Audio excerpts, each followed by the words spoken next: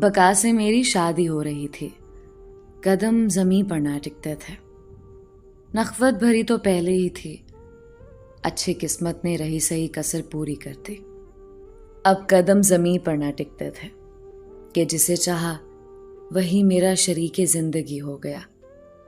ये खूबी तकदीर थी, मगर मैं समझती थी कि दुनिया मेरे दम कदम से है। गर्दन में तनाव अमीर बाप की वजह से था। हर किसी से अकड़ कर बात करना, नौकरों को झिड़क देना, ना जाने लोग इस रवैये पर मुझे क्या कहते होंगे। मैंने लेकिन कभी उनके एहसासात की परवाह न की। मेरे सामने मेरी खुशियों के अंबार थे। मुझे लोगों के साथ राहो रस्म रखने या उनकी परवाह करने की क्या जरूरत थी। घर में दौलत की कमी ना थी। मैं एक कुशादा बंगले में रहती थी, कार में घूमती, अच्छे से अच्छा खाती, अच्छे से अच्छा पहनती। मगर चंद दिनों से तबीयत उदास रहने लगी थी। ये पहला मौका था कि मेरी तबीयत खुद ब खुद उदास हो गई थी। बका मेरा मुंह तकते और हैरान होते कि मेरी जिंदगी में क्या कमी है, जो लबों पर खामोशी की मोहर लगी है और चेहरा मुरझाया रहता है। कस्में देकर पूछते कि क्या उनकी तरफ से कोताही हुई है। मुझे खुद खबर ना थी क्यों उदासी ने घेर लिया है। उनको क्या बताती। वो अब मेरे लिए खुसूसी वक्त निकालते, घुमाते फिराते, सैरें कराते, नया जेवर बनवा कर दिया, शॉपिंग कराने ले जाते। बिल आखिर वो थक गए, मगर मेरे चेहरे पर खुशी के गुलाब ना खिल सके। वो मेरे लिए बेहद फिक्रमंद रहने लगे थे। बोले, तुमको किसी माहिर नफ्सियात के पास लिए चलता हूं। इस पर मैं बुरा मान गई। उनसे कहा, आप मुझे ज़हनी मरीज समझते हैं? मैं दिमागी तौर पर बीमार नहीं हूं। ऐसे मोड़ इंसानों पर आते ही रहते हैं। इसकी वजह जरूरी तो नहीं कि दिमाग का खलल हो।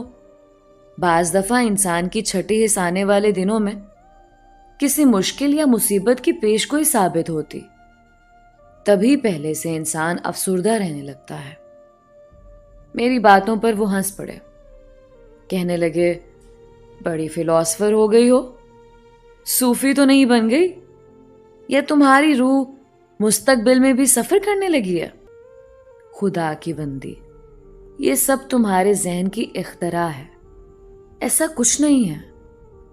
अच्छा, ऐसा करते हैं, इस मूड को भगाने की कुछ तदबीर करते हैं। फिर उनको खुशी का माहौल बनाने की एक नई तरकीब सूझी। बोले, इस बार हम शादी की सालगिरह इतनी धूमधाम से मनाते हैं कि लोगों को लगे कि हमारी शादी हो रही है। हमारी शादी की सालगिरह करीब थी, बस उन्होंने वाकई ऐसा एहतमाम किया कि लोग दंग रह गए। सारे घर में कमकमे लगवाए और रात जगा हुआ। रक्स की महफिल सजाई। वो वैसे ही थी जैसी शादी पर की गई थी। उस दिन बका की फरमाइश पर मैं दुल्हन की तरह सजी हुई थी। अजीज, दोस्त, रिश्तेदार सभी मौजूद थे और पुरतकल्लुफ खाने का एहतमाम किया गया था। खास बात रक्स व मौसीकी की महफिल थी। बिल्कुल यूं ही लग रहा था जैसे शादी हो रही हो। रात के खाने के बाद गाने का प्रोग्राम रखा गया था।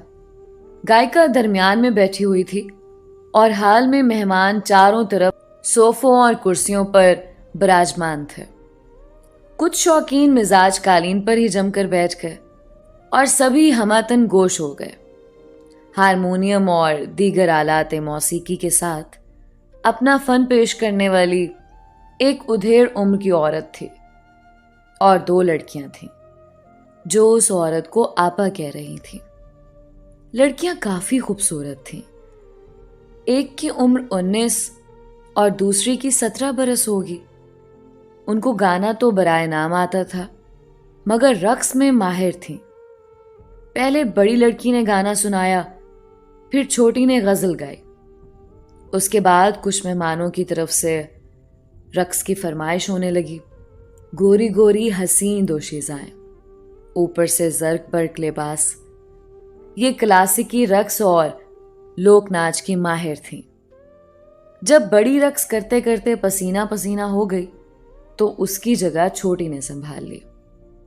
وہ محفل سے نکل کر درمیانی شیشے کی سلائیڈنگ ڈور کو تھوڑا سا کھول کر اس طرف آ گئی جدھر خواتین بیٹھی ہوئی تھیں اور شیشے کی دیوار سے ادھر رقص دیکھ سکتی تھی.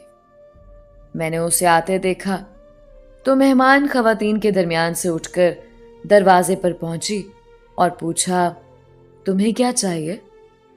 پانی منگوا دیجیے مگر ٹھنڈا نہ ہو. وہاں خدمت گار ٹھنڈا پانی دے رہے ہیں اور میں ٹھنڈا نہیں لیتی، میرا گلا فوراً خراب ہو جاتا ہے. ٹھیک ہے تم یہاں ٹھہرو، میں منگواتی ہوں. میں نے خادمہ کو اشارہ کیا، سادہ پانی لے آؤ اور ان کو دو. وہ کچن کی طرف چلی گئی. لڑکی خواتین والے کمرے میں آنے کی بجائے کوریڈور میں ٹھہر گئی. میں وہاں ہی رکی تھی تاکہ خادمہ آ جائے تو میں واپس خواتین کی طرف جاؤں. اس دوران لڑکی نے سوال کیا، کیا آپ صاحب خانہ کی بیگم ہیں؟